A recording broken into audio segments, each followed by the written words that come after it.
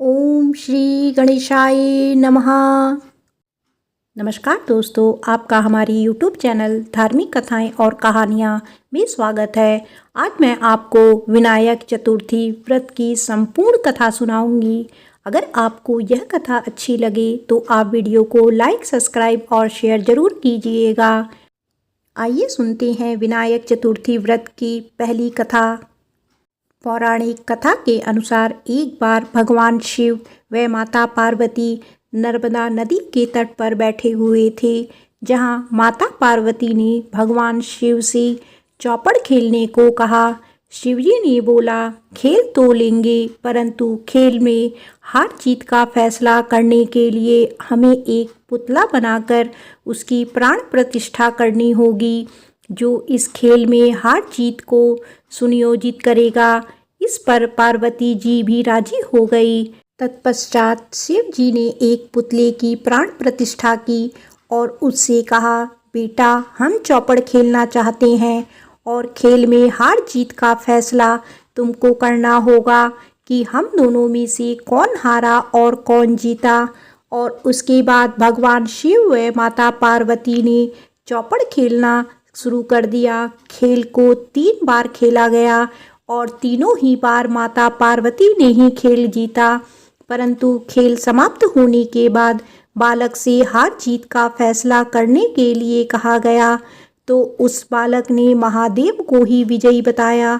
ऐसा फैसला सुनकर माता पार्वती को क्रोध आना निश्चित था और उन्होंने क्रोधवश उन्होंने बालक को श्राप दे दिया कि तुम लंगड़े और कीचड़ में पड़े रहोगे।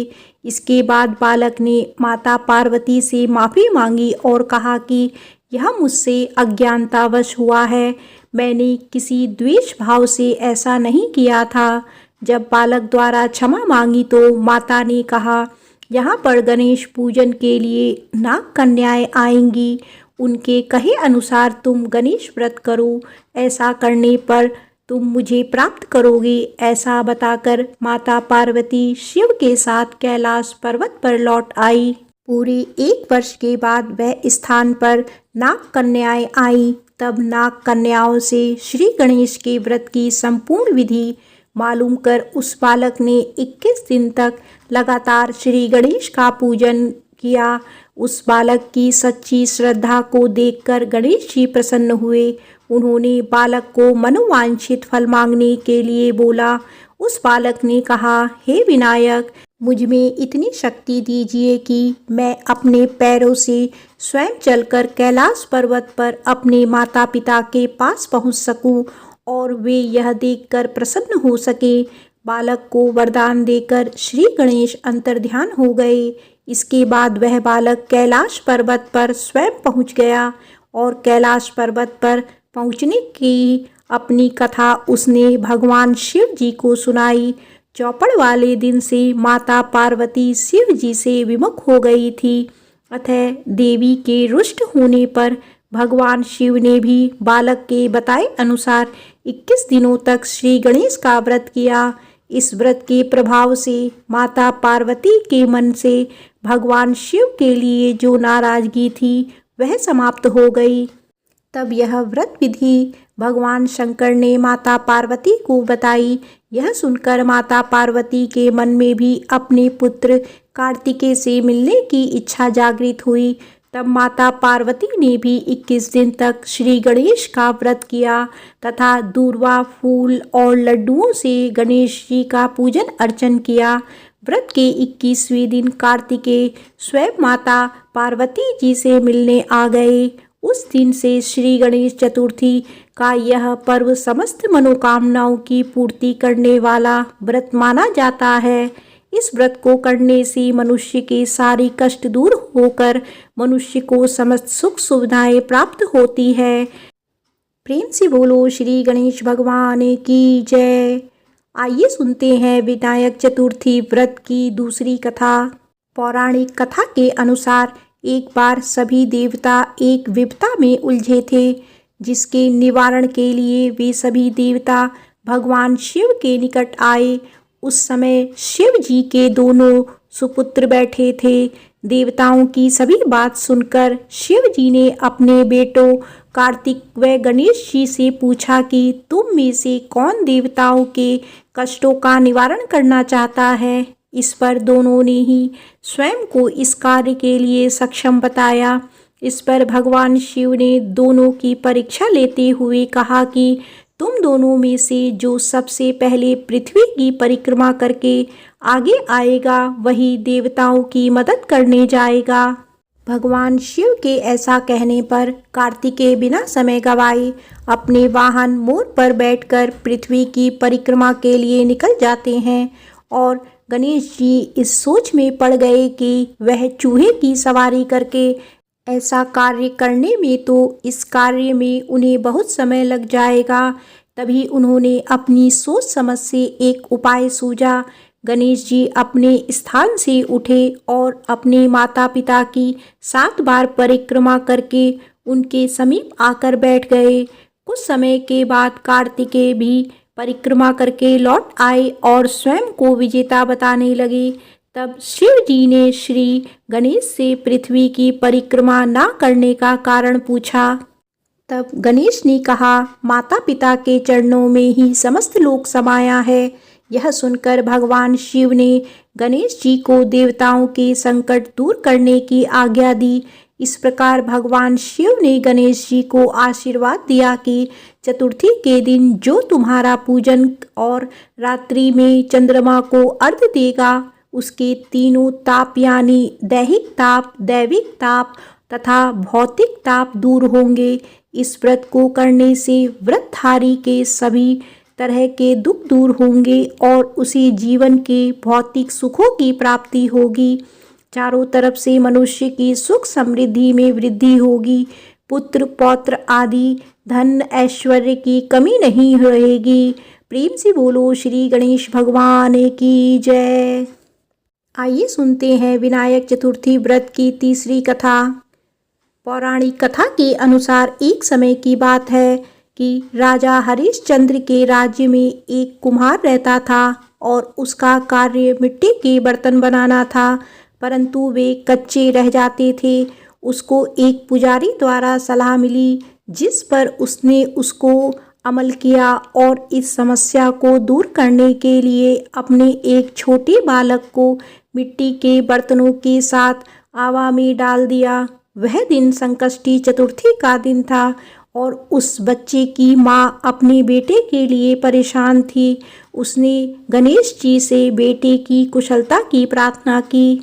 अगले दिन जब कुम्हार ने सुबह उठकर देखा तो आवा में उसके सभी बर्तन पक गए थे और बच्चे का बाल भी पाका नहीं हुआ था। इस पर वह डर गया और राजा के दरबार में जाकर अपनी सारी घटना सुनाई। इस घटना को सुनकर राजा ने उस बच्चे और उसकी माँ को बुलाया तो माँ ने सभी तरह के विघ्न को दूर करने वाली संकष्टी चतुर्थी का वर्णन किया।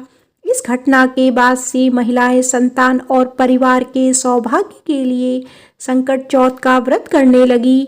भगवान गणेश जी ने जैसे उस पर कृपा की वैसे ही सभी पर अपनी कृपा बनाए रखे। प्रेम से बोलो श्री गणेश भगवान की जय। आइए सुनते हैं विनायक चतुर्थी व्रत की चौथी कथा।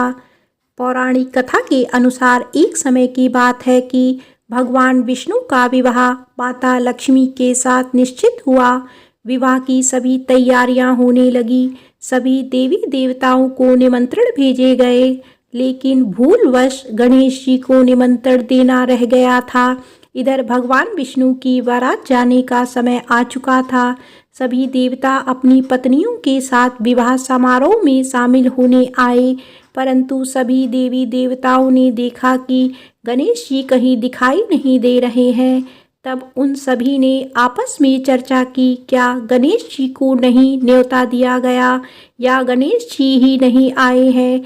सभी को इस बात पर बहुत आश्चर्य हुआ। इस बात उन सभी ने विष्णु भगवान से ही इसका कारण पूछा।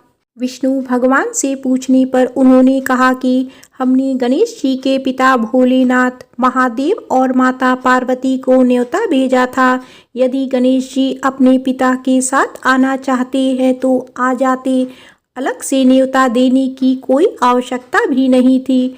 दूसरी बात यह है कि उनको खाने में 1.25 मन मूंग, 1.25 मन चावल, 1.25 मन घी और 1.25 मन लड्डू का भोजन चाहिए।